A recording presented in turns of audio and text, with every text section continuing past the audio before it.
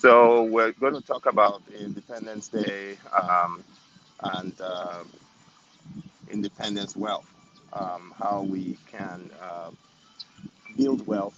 And this talk is basically geared towards high income healthcare professionals, whether they be physicians, nurse practitioners, uh, CRNAs, physician assistants or physician associates that they're called now.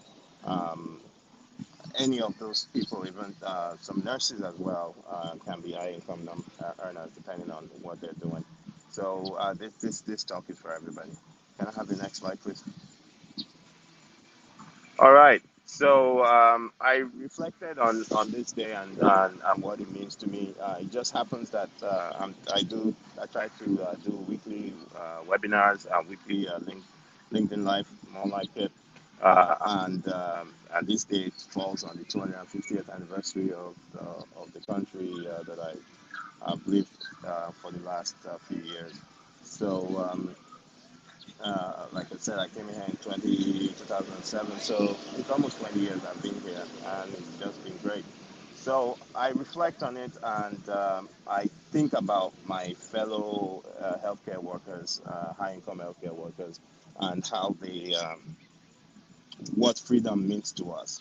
Obviously, we have freedom in this country because of various things.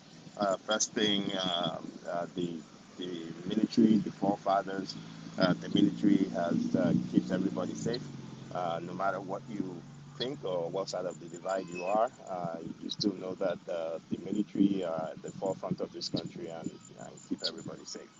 And also the first responders, the police, the firefighters, and all of those people help to keep us all safe and healthy.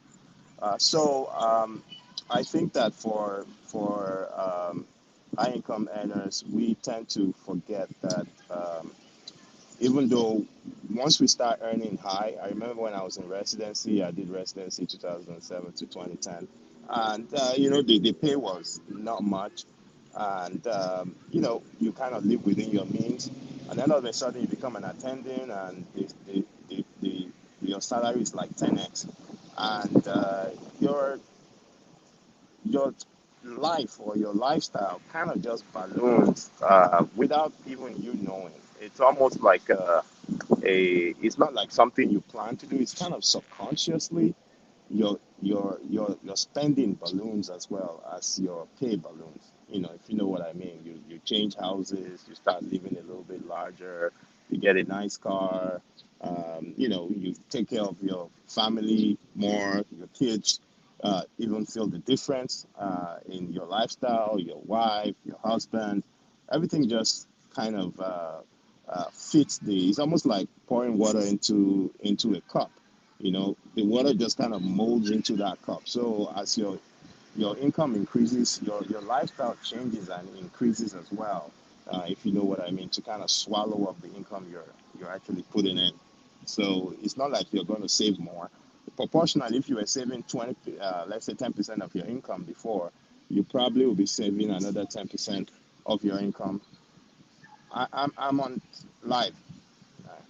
You probably saving another 10% of your income as well when you have more income. Some people are asking me for directions because I'm just sitting here in front of the place. I think they want to go to where the fireworks are.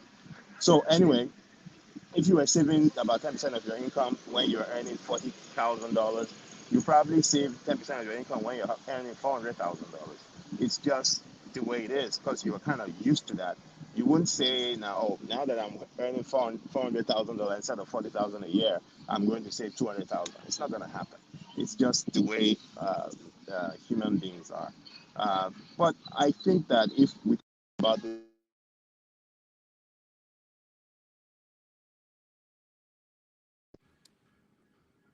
think about it in a way that we need to invest. Investment is the only way that you're able to actually um, 10x your capital, 10x your income to improve your income. Can I have the next slide, please? All right. So there's a huge gap in between financial security and financial freedom. We don't really think about it this way, but currently I am financially secure. I work in the ICU. I earn good living, a good pay income, and I'm financially secure. I really don't. I'm not kind of wanting for much, but I'm not really there when it comes to financial freedom. If I don't go to work tomorrow, I just left work now. My pay stops, and guess what? In about once my pay stops, in about 2 or 3 months, I'm probably going to run out of all the cash I have that is in quotes saved up. So that's where you kind of have to think about. All right, uh, how do I make money, or how do I get income when I am not at work? So the way to do that is what we call passive income, and there are several vehicles for passive income. And again, when I make this kind of talk and I'm trying to educate my colleagues, I always have to say, because it's the truth, this is not financial advice. I am just talking to people about my own experience, about what I've learned. I'm a physician. That is what I do. But I have had a lot of experiences in other parts of life outside of medicine, outside of the walls of the hospital. That because of my experience, I can talk about certain things that I've seen and done and I've experienced in the past that may be able to help other people. Um, so that's what I'm really talking about here. So, like I said, there are several vehicles of gaining that passive income. One of them is real estate. Uh, Others can be, the bonds, the stocks. Like I said, there's several other passive income avenues. But the one that I've chosen that has worked for me in the past is real estate. I got into real estate in 2011, like some of you may know. I have had I've bought several properties with my wife. I would, will buy the property. She would be the one to primarily manage them with the property managers and people that would help us do certain things. So she would work directly with them while I go to the hospital and work. So we've done this for since 2011. So that's also kind of closing on like 15 years now that we've been doing this. So we've gained some experience. Like I've said in the past, we've made some mistakes. We've had a lot of wins, and we can talk to people about our experiences so that it can help them. But there's a difference between being financially secure and being financially free. Financial freedom, you can literally literally you can literally leave not go to work and still earn income. So my son just kind of distracted me there a little bit because he came to get a card so he can get something to eat. But when you are talking about financial freedom, then you don't really have to work. You can work if you want to, but you don't have to be present at your work for you to earn income. Um, like currently, we have multiple properties with my wife personally, and then we've done some general partners as well with multi family real estate deals. Those deals and our properties that we have privately, they are making money, whether I'm there or not, whether I'm asleep, whether we still get our rents paid. Um, Things are, you create a kind of a structure that can continue to make money for you as whether you're there or not. So that's what I'm talking about. And that's what financial freedom is. Um, but financial security is just earning that income. You earn, above 250, 300K a year. Most people feel that they're financially secured. And most physicians, we earn that kind of money. But it does not mean that once you stop working, or God forbid something happens to you or your family members, you have a major health scare, uh, you can't work for a few months. You can really deplete your savings very, very quickly if you don't have other avenues of passive income. Next slide, please. Oh, this gnats are really getting on my nerves. Anyway, so obviously, I've worked in the ICUs for several years, about 16 years now, back and forth. So I do that. There's a certain kind of mindset, and most physicians have that mindset. You know, you work under a lot of pressure, and you are trained to be calm under pressure. You know, sometimes you have a like I run code blues fairly regularly, and you get to the code blue and everybody's tensed and you just relax. It's just another day at the office. Obviously, somebody's life is on the line and you have to take that seriously. But you tend to get used to it. Um, so that kind of mindset where things can be fast paced. Yeah, you have to be calm under pressure. You have to uh, be there, present, and take all this information in quickly and make a decision right on the spot. It tends to lend itself to the multifamily real estate as well.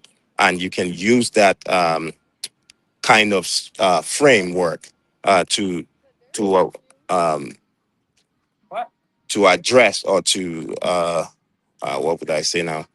To target multifamily real estate. Next slide. Next slide, please. All right. So, like I said, Moxie USA is a vehicle to independence. I don't want to repeat myself again. Um, actually, to be sincere with you, I actually borrowed this chair from from somebody. I just told them that, can I do you mind if I use your chair to do a LinkedIn live, because I found that I didn't have any chair in my car. If my wife was around there, probably she would think of a chair, but I didn't think of one, and she's out of the country for a bit. But anyway, so the person is kind of lurking around, looking at me that, "Hey, when are you going to give me back my chair?" So I probably need to wrap this up quickly. But I was going to actually, can I have the next slide? I was going to talk about my dad's story. So yeah, so my dad unfortunately passed away when I was just about 15. I just clocked 15 in November, and he died the very next month. My dad was in the U.S. Trained as a gastroenterologist. Was in the U.S. from 1955 to 1973. He did his zoology pre-medicine, zoology pre-medicine. I'm on live. Zoology pre-medicine in Oberlin, Ohio, and then he went up to New York and did medical school at Albany Medical College, New York, and then did uh, gastroenterology fellowship in Michigan at the Henry Ford. So he did that. He returned to Nigeria. He worked very hard, but then again, it just unfortunate that he passed on. And when he passed, unfortunately, he, with all the work that he did and how he served his people and how well respected he is in the community, he didn't really leave generational wealth behind. He did everything he could. He was an amazing man. He taught me everything I know about work ethic and being dedicated. Unfortunately, when he after he died, we my our level of uh, life or livelihood dropped significantly, and that was a wake up call for me. I want people to kind of look at his life and learn from that, because you can always have lessons from anything that's happened to you in life. And I learned a big lesson from that, and I said, well, this will not happen to me when I'm older. And that's one of the reasons why I decided to use multifamily real estate as my vehicle to financial freedom. Next slide, please. Next slide. All right. So we I've talked about being financially secured and then being financially free. We would have to move on from, we'll try to get ourselves from that sector of being financially secured and to being financially free. And how you do that is really by passive income, having something else that brings income while you're not present, turning the wheels and running the clock. All right. Next slide. Next slide. I think that's the last slide. Okay. No, so that I think that's the last slide. So what I would say is that people should if you want to learn more, you can go to our website at 3DS Capital. We do syndications. I've talked about syndication before in a LinkedIn Live.